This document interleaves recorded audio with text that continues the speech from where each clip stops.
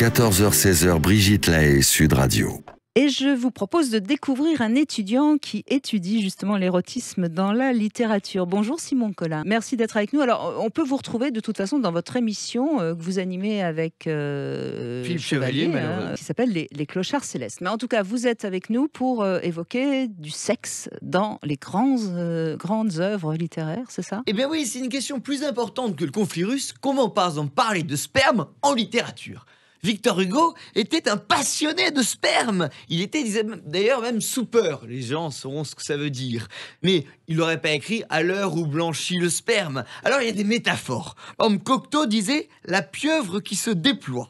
Casanova disait « la suave liqueur ». Marquis de Sade, l'humide radical. Vous pourrez me dire laquelle vous préférez. Enfin.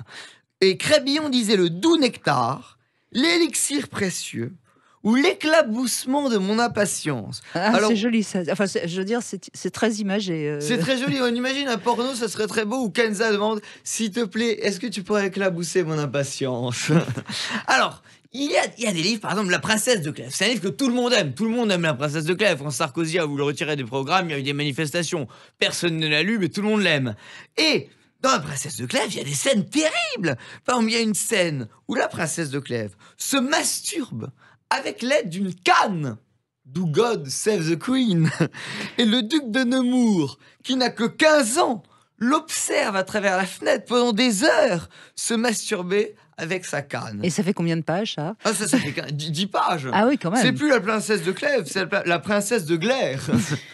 Alors, Lancelot de Chrétien de Troyes. Ça, déjà, quand on s'appelle Chrétien, on peut penser avec un tel prénom, aucune raison de se méfier, c'est sûrement un saint.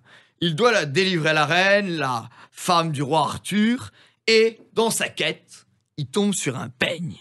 Alors il tombe sur un peigne, on imagine un peigne au Moyen-Âge, un peigne dégueulasse, plein de pellicules, plein de cheveux et tout. Et qu'est-ce qu'on fait avec un peigne ? Qu'est-ce qu'il va bien faire ? Il va se faire un brushing, se faire une mise en pli, se remettre les cheveux bien. Eh ben non, il se masturbe. Et dans ce Lancelot, on a 10 pages sur comment Lancelot décide avec les dents du peigne de se masturber avec les dents du peigne. Alors, le pire, c'est les légions dangereuses de Laclos. Alors là, c'est l'histoire de Valmont, qui est amoureux d'une religieuse, Madame de Merteuil. Quand on est amoureux, on écrit une lettre d'amour. Mais la question, c'est où on écrit une lettre d'amour ? On l'écrit sur un parchemin ? On l'écrit sur un beau papier ? On l'écrit sur du PQ ? Non. Sur un cul ! Il écrit ses lettres d'amour à une religieuse sur les fesses d'une jeune inconnue avec qui il passe la nuit. Alors, il y a peut-être une coupure au milieu à cause de l'arrêt, mais c'est quand même assez étonnant et c'est quand même assez spécial. Alors, il y en a plein des exemples de sexe en littérature, je ne vais pas tous les faire. On pourrait parler de Proust qui se masturbe, d'Hemingway qui mettait sa bite dans du champagne, de Fitzgerald qui était complexé par la taille de son sexe, de Céline qui faisait une branlette collective dans un internat à New York, de Ronsard qui parlait des femmes fontaines, de Madame Bovary. Déjà Ronsard qui parlait des femmes fontaines. Il a fait un poème sur les femmes fontaines, Ronsard. Ah oui, tout à fait. Je savais pas. Et Hugo aussi. Madame Bovary, qui d'un coup ne bovarisait plus du tout, ne s'ennuyait plus du tout dans un carrosse. Elle s'amusait comme une petite folle. De Sade, qui a quand même enfermé 42 victimes dans un château perdu de la forêt noire sous Louis XIV. De Philippe Roth, qui se masturbe sur du foie de veau. De Huysmans, Aragon, Dreux-la Rochelle, qui n'arrive pas à bander. De la religieuse de Diderot, qui viole des jeunes orphelins au couvent. Et là, le meilleur pour la fin, de Joyce. On parle de Joyce, comme l'auteur Joyce, qui écrivait des lettres sur l'épée de sa femme. L'épée de sa femme. Tout est vrai. Et de la culture, nous n'avons gardé que les 3 premières lettres. N'est-ce pas ?